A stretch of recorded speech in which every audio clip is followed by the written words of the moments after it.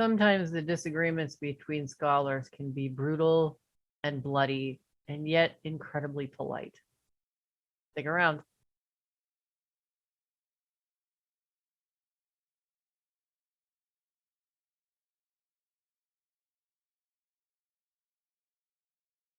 Welcome back to another episode of Just a Tip with Dr. Vic / Sex Nerd Podcast. My name is Dr. Victoria Hartman, and I am the Executive Director of the Erotic Heritage Museum here in Las Vegas. Before I begin, I want to give a big shout out to Boss Glass. We were vandalized last week, and one of the big pieces of glass on the front of the museum was destroyed. And they came out the same day and had the glass measured and got it repaired today. So a really quick turnaround, and I really appreciate their hard work. So if you're in the Las Vegas area and you need glass repair or emergency services, please get in touch with Boss Glass. They are awesome, and we at the museum really appreciate them. Thanks, Boss Glass. You might be wondering, what in the world am I talking about when scholars fight? I'm on a listserv of scholars of a particular university, and have been for a while. And most of the time, my peers and I are largely aligned on our perspectives from an academic standpoint.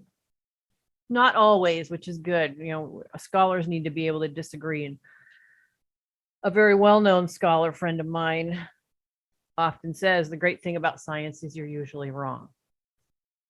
What does he mean by that? It means that the only way that we're going to further science is by finding out the mistakes we're making and correcting them in future research, which maintains the mystery that comes with being a researcher. There's always something else. Oftentimes when you do research, I found that in my own academic career, when you do research and you go into it with a certain hypothesis, most of the time you're proven wrong. Something else proves itself correct, and then other people test your formulations. They test your hypotheses to see if there's something that you missed. And that's what makes science fun. In this particular case, and I could go into the citations, however, all you have to do is look back through my channel and you can see a lot of the academic papers that I've spoken about over the course of years. And this was a continuation of a conversation that we've been having for quite some time, where you had one or two voices piping in about causation where pornography is concerned around violent behavior, antisocial behavior, etc. One scholar in particular presented his own work from 1983, alluding to, or in a roundabout way, claiming that there's enough evidence to suggest that extreme pornography can cause violent behavior in individuals who view it. And it seemingly lacked any kind of specificity. It was a generalization, seemingly. One of my scholarly peers chimed in and disagreed with the generalization that was made by this other scholar. And then I decided to chime in, which generally I don't, just because the museum keeps me really busy. And over the course of the last 9 months, I've had a series of health challenges that have made it so that I need to be quite selective about where I choose to engage and where I choose to not engage. So in this particular case, I did choose to engage because my background is in studying extreme, or what's called extreme pornography. That's what my academic career has been about from the get-go for since 1997. My scholarly work has been centered around extreme pornography. So I chimed in and I said, well, this generalization is problematic, and at best the research is contradictory. it contradicts itself.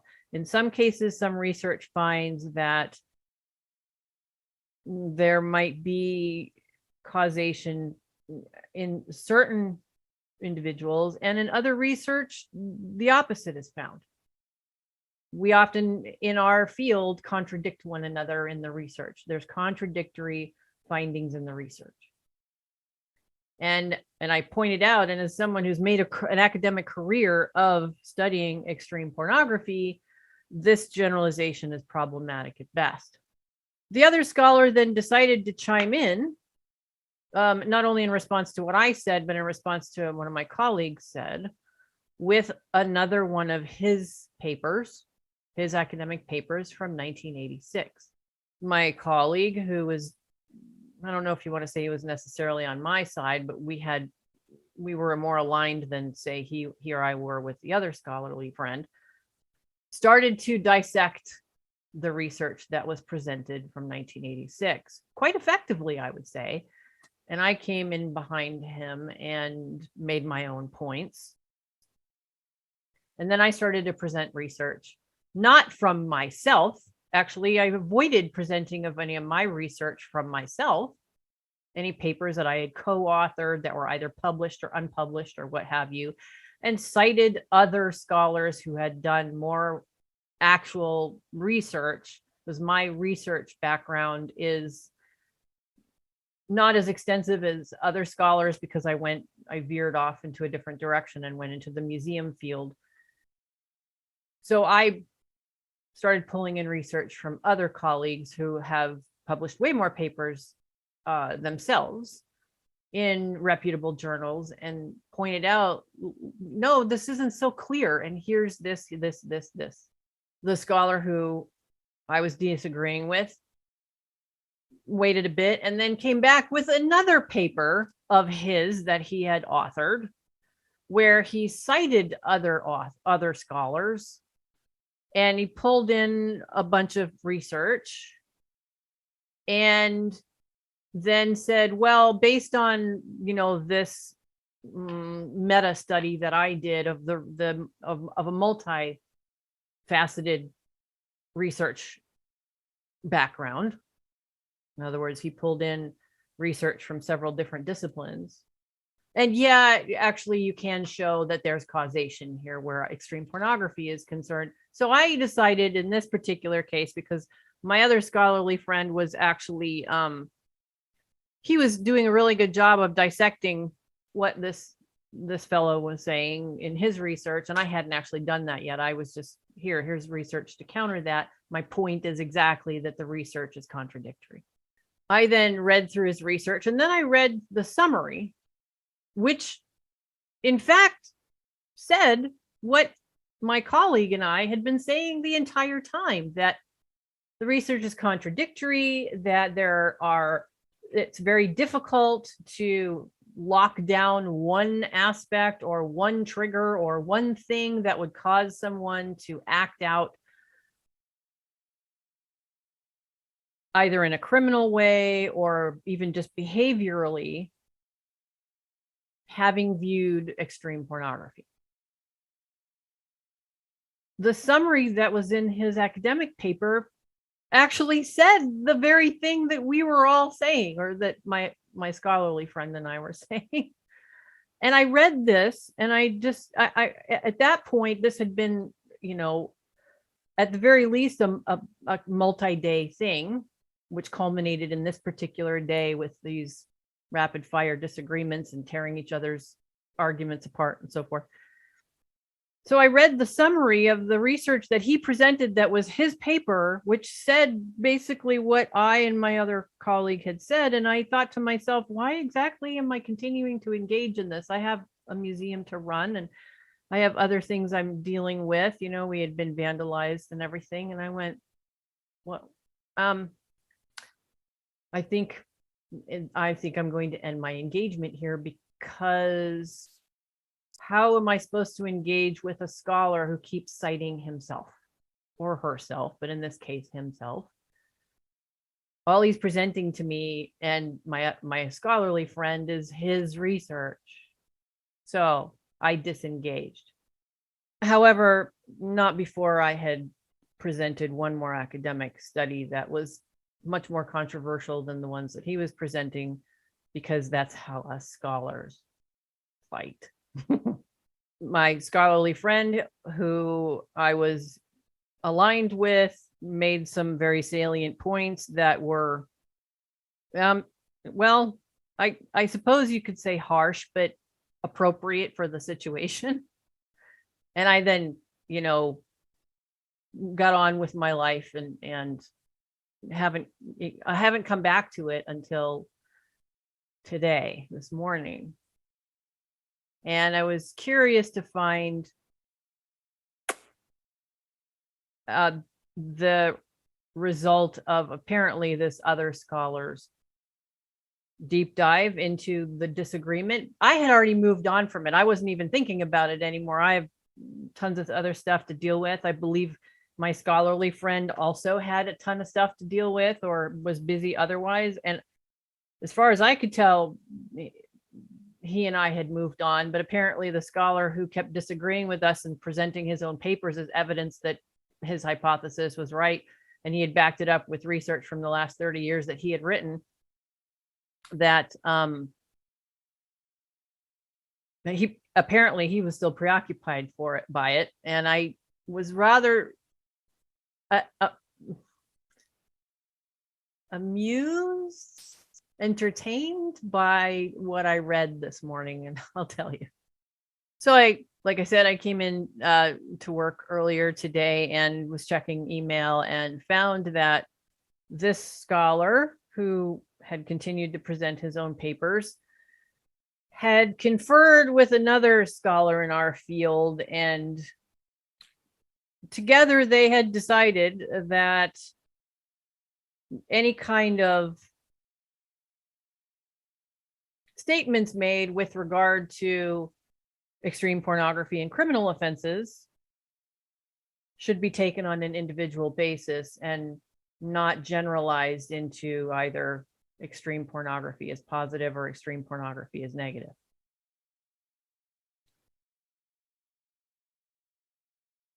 Which I would agree with, because it is based on the individual and how they react to it, and a propensity for violence, and a whole host of other factors that have to do with personal psychology, social influence, the media, medical conditions, prior history. There are all kinds of aspects that go into one thing may or may not lead to another thing, but making generalizations at best is irresponsible, because there's not much you can generalize when it comes to research. And that's the great thing about research, is you continue to do it so that your hypothesis and the hypotheses of others become theory. And there's a lot of people say, well, it's a theory, so it's not, fleshed out. No, once it becomes a theory, it has been largely fleshed out. When it's a hypothesis, no, it's still being explored. So it's been it's been an entertaining week. Yeah.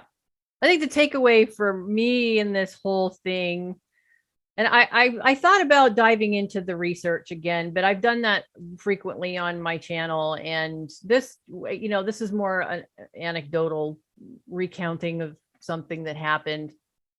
But I was at the end of the day, and I wasn't even all that invested, really, except for the fact that this is what I do. I mean, my background is researching extreme pornography and the effects of extreme pornography on people and why they seek it out. And,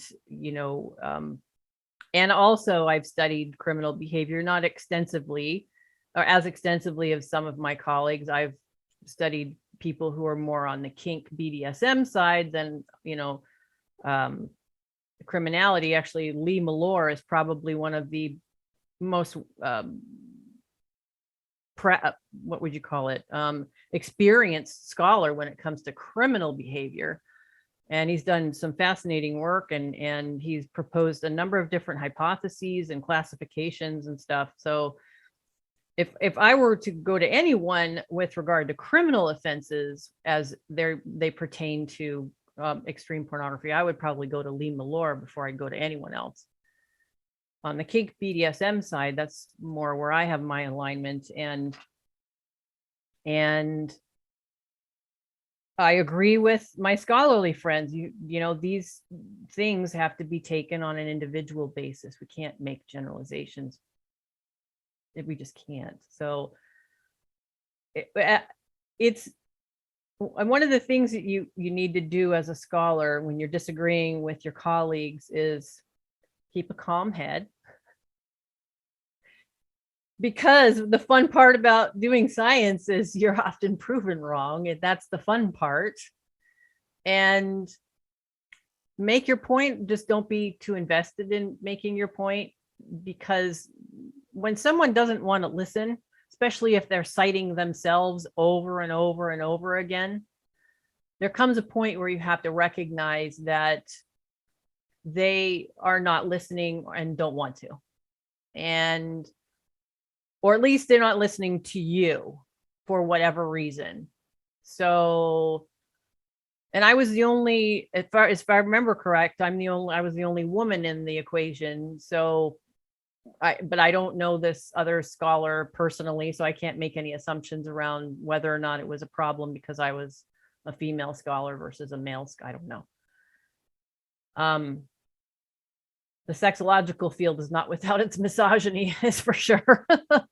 In this case, though, it wasn't anything I took personally. It was just interesting that this went on. And well, it was fun. It was fun. And it gives you a little bit of insight into how scholars disagree. We disagree politely, and we generally throw research at each other. I'm always suspect when a researcher throws his or her research at me, almost exclusively. Like, one of the things I really love about being a scholar is seeing what my colleagues have done, because I could glean something from that I previously hadn't thought of. And that's, I think, the hardest part of writing academic papers is just as you're formulating your thoughts and you're putting them together in a way that makes sense and is sequential, and you've pulled from a number of different resources, there's new research, and you go, oh, wait. And at some point you have to stop and go, okay, I'm going to stop right here. I'm going to try to add to the literature of what's there. And most academic work is not original. It's adding to what's already there as a foundation. Sometimes you do have revolutionary work. And in the work that I've done, Rosman and Resnick and Agrawal are some of the people who have done revolutionary work in the particular part of academia that I've engaged in. And I've told you all before that I've tried to, my co-author and I have tried to get our theoretical papers published, and theoretical papers are notoriously difficult to get published. Even Dr. Malore has said that, and his work is amazing. So anyway, this was your ivory tower moment. Getting a little bit of insight as to how scholars fight. It's nothing but entertaining, really. So with that, I think I will wrap up this episode for today. Now, a little bit of what's going on at the museum. Like I said, we were vandalized last week, and that's why I didn't do an episode last week. I am also really excited. Our marquee, big marquee that we have in the south parking lot, is finally getting a new face, and it's very exciting to see it all come together. We've been waiting 9 months for it to come together. It's been amazing. I'm just so jazzed about having this marquee sign new. So that's been pretty cool. We don't have anything major coming up at the museum for the rest of the year that I can think of. Halloween is coming up. We've done events in the past, and it's been a challenge to get the attendance up on those events simply because we're competing in the Las Vegas market. And you know what? The casinos are always going to beat us out. They have more of a marketing budget and so forth. So if you are coming to Vegas, while we might not be having any kind of Halloween event, you're absolutely more than welcome to come to the museum and take a tour around and then attend one of the awesome events that's going to be going on, because the city's fully reopened, has been for a while, and there's a lot of stuff that's going on here in the month of October. So with that, I'm going to wish you well. Thank you so much for tuning in once again to Just a Tip with Dr. Vic / Sex Nerd podcast. Again, shout out to Boss Glass. Thank you, Boss Glass, for saving the museum's ass. I'll see you next time. Bye.